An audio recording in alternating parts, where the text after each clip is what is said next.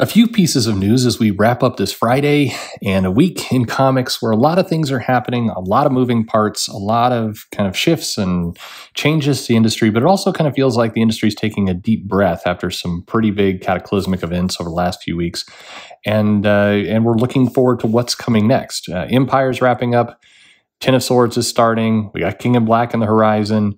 We have Death Metal still very much on the surface. And just going to recap some news, some events, some little stories kind of in between that might have fallen through the cracks for you.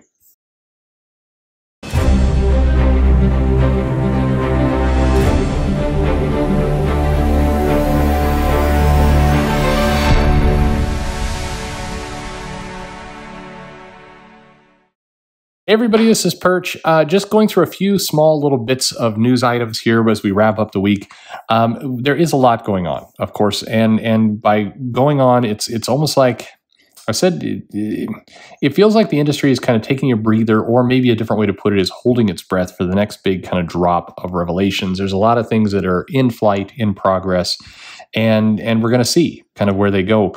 But in terms of just some basic kind of comic news, first off, we're hearing, for fans of Wally West, there's at least the hope, the promise, and hopefully it doesn't get dismissed ad hoc. But Joshua Williamson, who is ending his run on Flash, is making a point to say that he does have a big moment, a big kind of update or fix for Wally West, and it's going to come in the Death Metal, Speed Metal, which is really a one-shot. He's wrapping up his run with issue number 764. It's going to be all about Perry Allen and kind of all the story that he's been doing around there. And then the Death Metal, Speed Metal is going to be front and center Wally West. Obviously, that character has shown up, certainly in Flash Forward, but then also in Death Metal. And there's going to be some big moments for that character. And it's kind of teasing that, we're not going to be disappointed. It's not going to kind of further poke fans of Wally who felt pretty, I think, screwed since the New 52 and kind of the erasure of the character from the company. And then this brief little tease of Rebirth and him coming back. And then a kind of a clunky Titans introduction there, followed by the Heroes in Crisis, kind of just decimation of the character. And so Flash Forward did a lot to kind of repair that. And now we're going a little bit further with Speed Metal. So again, what does all this mean? And the comments being used is it ties things up on an emotional level. It specifically references kind of Flash Forward and Rebirth and some of those moments for Wally. It specifically does not mention Heroes in Crisis, which at this point, it feels like a lot of people at DC would kind of just like to forget that it ever happened. And in many ways, if you look back, I mean, it's often compared to Identity Crisis in terms of being a polarizing kind of tough comic to read. And yet Identity Crisis, it still seems like the company's willing to own that one at least a little bit more than what's happened with Heroes in Crisis, where kind of this huge environment of this sanctuary and all that stuff. I mean, that's not being mentioned other places. People have walked away from it. Harley Quinn and Poison Ivy, they've kind of vaguely tried to reference maybe kind of bits of it and hint at it with a relationship with Booster Gold, but not really. I mean, everybody just kind of tried to walk away from that thing as quickly as possible. I mean, even characters like Roy Harper and others who died in that event, you don't see them really referencing much anymore. Everybody just wants to distance themselves from that event. Flash Forward went a long ways to kind of trying to rehabilitate and erase Heroes in Crisis and give Wally something new to do. And it sounds like Death Metal, Speed Metal, we're going to do a little bit more. So if you're a fan of Wally West, you want to check that out.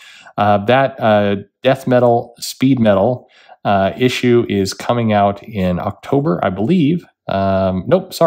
September. It's coming out in roughly 1 month's time. So be interesting to see what is done there and what we're doing with Wally. Over in the world of Marvel, there's a story going on of Marvel raising the price of Eternals #1. Eternals #1, of course, the comic with 37 plus variants and counting. It was originally offered at $3.99. It's being moved to $4.99. Now, I believe, and kind of some people are outraged a little bit because it's saying there's no change to the page count or anything else. It's just going up $1. And I don't think this is a case of Marvel raising the price. I think this is a case of Marvel in their solicitations and kind of what they put out to market, making a dumb mistake and offering it for $3.99 when they meant $4.99. And I say that because Marvel's #1 issues like this, particularly for these kinds of launches, they're all coming in at $4.99. It was weird. In fact, in my video where I talked about the covers, I was like, $3.99, really? It was a surprise to me to see that number.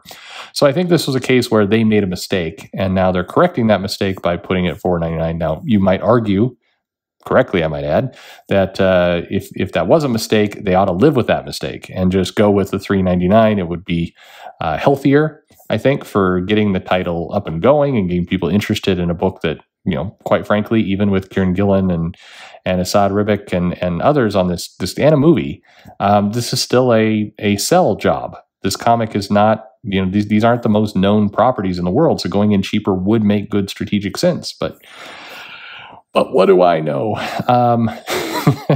I don't know anything.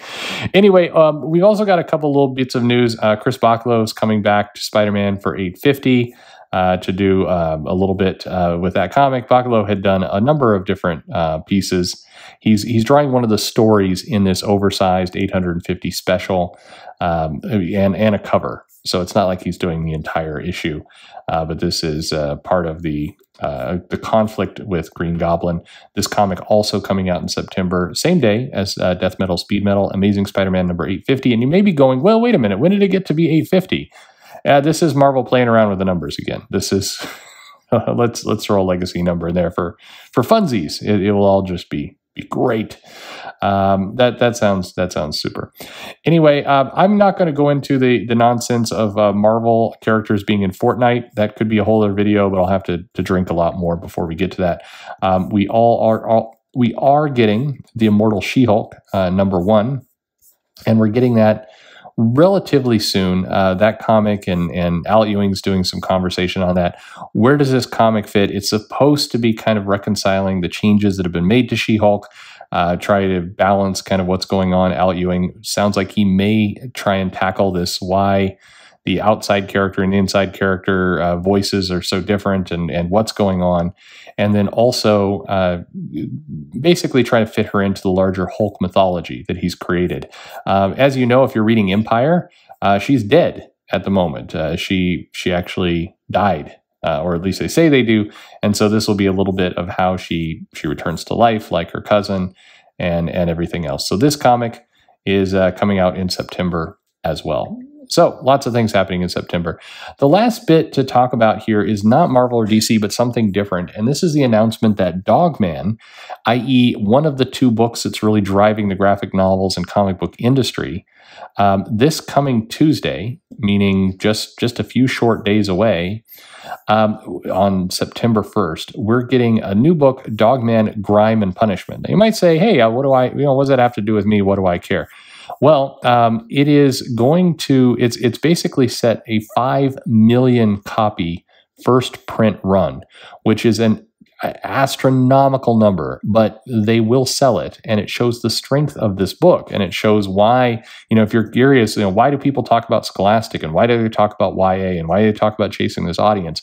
It's this stuff. It's 5 million copies for an initial run, which is just great for Dav Pilkey and this business. It's wonderful. Now, they've done 5 million print runs before, and that's why it's fairly safe. The last 3 books have also had that same amount of copies, but we're in the middle of this pandemic, and it's maybe people aren't getting to the stores as much. Maybe we don't have the same kind of sail through with schools and everything else. So there's to put it in perspective.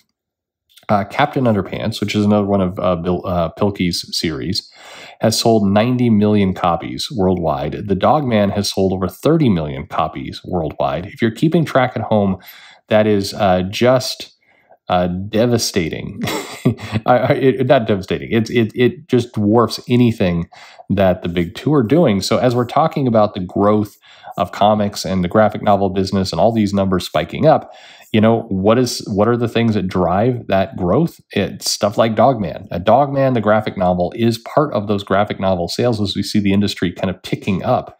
It is heavily weighted at this point by books like Rain Telgemeier and Dogman and others. I mean, there are other kind of OGNs that are starting to enter this market. They're starting to get some traction, getting million copy order runs for first printing. I mean, we're seeing more and more join that picture. And so when people tell you, oh, the comic industry is dying, well, clearly not. There's money in here. But also when people tell you, oh, the comic industry is doing great, it's like, yes, except which comics are we talking about here? It's disingenuous to say, hey, you can't complain about what Marvel and DC are doing because the comic market is clearly doing wonderful. It is doing wonderful, but less and less because of Marvel and DC. And that's not a bad thing. In fact, in many cases, you might argue this is a healthy thing. It's spreading the money into other places. It's giving some other people some room to play. And I think this is positive that we're seeing people make a lot of money and get into this market and sell a lot of copies and do strong work who are not Marvel and DC, who are a new player, creating new opportunities, maybe a new style, a new thing. And so that's a positive. But it is one of those cases where, if you find yourself in this argument of, oh, the comic industry is dying or the comic industry is doing great. It's like, let me explain exactly how the comic industry is doing. It's actually doing okay, all things considered. Could be doing better, but the numbers are ticking up. But the huge success stories in the comic industry are new emerging players, not the old incumbents. So, let credit where credit's due. We have to look at things the right way. Anyway, those are some of the news items that are going on today.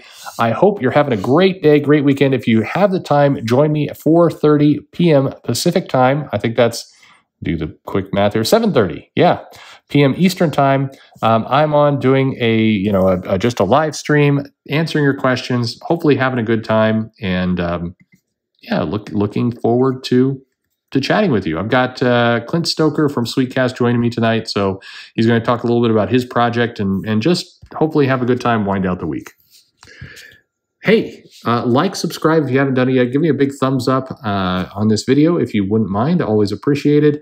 Subscriptions are always nice. Introduce to a friend. We'll try and do the best we can with the news we have. Most importantly, though, thanks for listening.